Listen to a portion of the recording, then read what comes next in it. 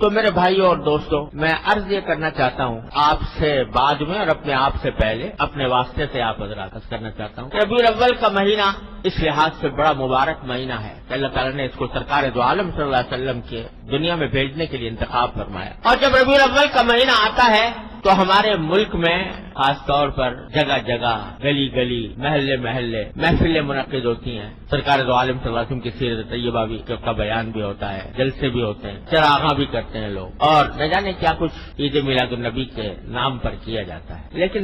ہم سب کے سوچنے کی بات یہ ہے کہ ہم کب سے یہ کام کرتے چلے آ رہے ہیں۔ سوچنے کی بات یہ ہے کہ آیا ان رسمی کارروائیوں کے بعد کیا ہماری زندگی میں کوئی تبدیلی آتی ہے؟ اتنے جلسے ہو گئے، اتنی تقریریں ہو گئی، اتنی محفلیں منعقد ہو گئی، اتنی نعتیں پڑھی گئی، اتنے درود و سلام ہوئے۔ الحمدللہ حضور اقدس صلی اللہ علیہ وسلم پر ایک مرتبہ درود شریف کو بھیج دے تو اللہ تعالیٰ اس کے اوپر 10 رحمتیں نازل فرماتے ہیں۔ اللہ تبارک و تعالیٰ ہم سب کو توفیق عطا فرمائے۔ لیکن سوال یہ ہے کہ یہ سب کچھ ہونے کے بعد کیا ہماری زندگی میں کوئی تبدیلی آتی ہے؟ کیا ایسا ہوتا ہے کہ ان کارروائیوں سے پہلے ہم کسی سنت سے محروم تھے اور اب ان کارروائیوں کے بعد کسی سنت پر عمل کرنے کی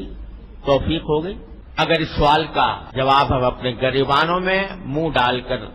دیکھیں تو بظاہر اکثر و بیشتر اس کا جواب نفی ہی میں ملے گا۔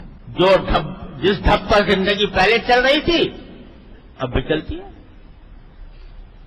پہیا جس طرح گھوم رہا تھا اب بھی گھوم رہا ہے۔ پہلے اگر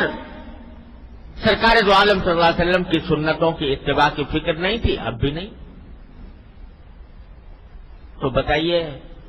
کہ آیا اس بات سے سرکار دو عالم صلی اللہ علیہ وسلم خوش ہوں گے کہ میری امت کے لوگوں نے میری تعریفیں تو بہت کر لی، لیکن کیا میں جس کام کے لیے آیا تھا اور جو پیغام میں لے کر آیا تھا، جو سنتیں میں نے وضع کی تھیں،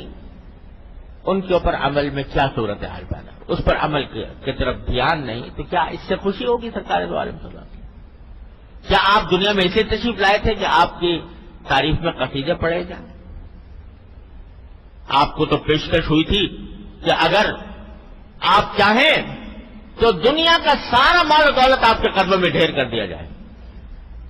اگر آپ چاہیں سردار بننا چاہیں تو ہم سب متفقہ طور پر آپ کو سردار بنانے کے لیے تیار ہیں۔ اگر آپ کو حسن و جمال کی خواہش ہے تو دنیا کا منتخب حسن و جمال آپ کی خدمت میں پیش کر دیا جائے، ساری پیشکش کر دی گئی تھی، مگر آپ اپنے اس پیغام سے، اپنی اس تعلیم سے باز آ جائیں۔ سرکار دو عالم صلی اللہ علیہ وسلم جواب میں کیا فرمایا تھا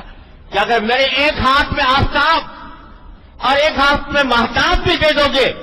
تو میں اپنے اس دین کی اس تبلیغ سے باز نہیں آ سکتا۔ سرکار دو عالم صلی اللہ علیہ وسلم اگر محض تعریف ہی کرانی ہوتی تو وہ اس وقت پیغام قبول کر لیتے۔ تو ہم سب کے سوچنے کی بات یہ ہے کہ آیا ان ربیع الاول کے مہینے کے آنے کے بعد ہم سرکار دو عالم صلی اللہ علیہ وسلم کی تعلیمات پر عمل میں کوئی ہمارے ترقی ہوتی ہے؟ بلکہ افسوسناک بات یہ ہے کہ حضور اقدس صلی اللہ علیہ وسلم کی سیرت طیبہ کے نام پر ہم وہ کام کرتے ہیں جو سرکار دو عالم صلی اللہ علیہ وسلم نے جن کی ممانعت فرمائی، جو ناجائز قرار دیے، جو شریعت میں ناجائز۔ سیرت النبی کا جلسہ ہو رہا ہے اور اس کے اندر نمازیں فوت ہو رہی، اس کے انتظام میں، جلسے کے انتظام میں، جلوس کے انتظام میں نمازیں جا رہی ہیں۔ وہ نماز جو بستر مرگ پر بھی معاف نہیں ہے، وہ نماز چھوٹ رہی ہے، جماعت چھوٹ رہی ہے۔ اور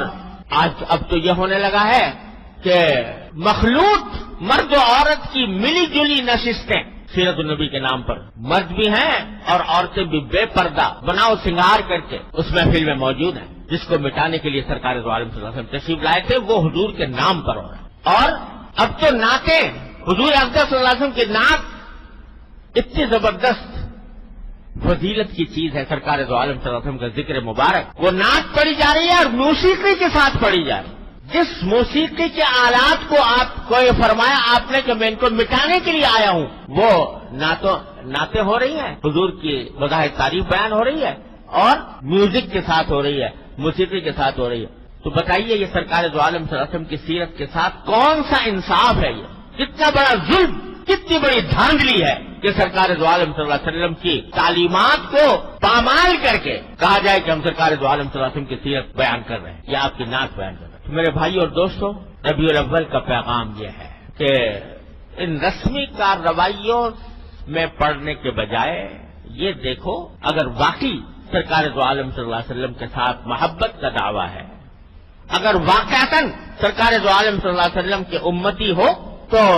کم از کم اس مہینے میں اتنا جائزہ لے لو کہ سرکار دو عالم صلی اللہ علیہ وسلم کی کون سی سنت پر ہم عمل کرتے ہیں اور کون سے پہ عمل نہیں کرتے، جس پر نہیں کرتے اس کے اوپر اب